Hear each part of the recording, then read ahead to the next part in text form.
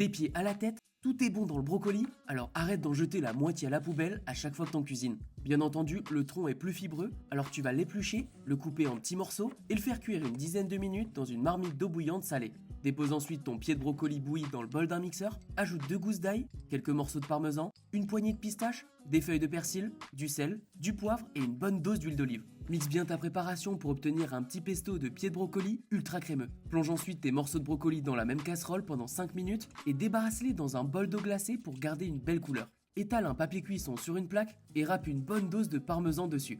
Aplatis ensuite les morceaux de brocoli bouillis en essayant de faire quelque chose de joli. Étale une cuillère de ton pesto par-dessus, un peu de parmesan qui traîne et un disque de pâte feuilletée, pas trop épais. Recouvre tout ça avec un peu de jaune d'œuf et enfourne à 200 degrés pendant 15 minutes. Quand elle sort du four, aplatis le chapeau qui a bien gonflé et retourne tes tatins doucement. Il te restera plus qu'à ajouter un peu de stracciatella pour la gourmandise et une touche de cébette pour finir. Et voilà, tes tatins de brocoli recyclés sont prêtes, alors perds pas une minute. Cette recette, c'est clairement devenu un de mes péchés mignons. C'est super simple à faire, économique, et ça te permet de faire manger du brocoli à n'importe qui. Alors direction la cuisine pour te préparer ça, parce que tu vas adorer.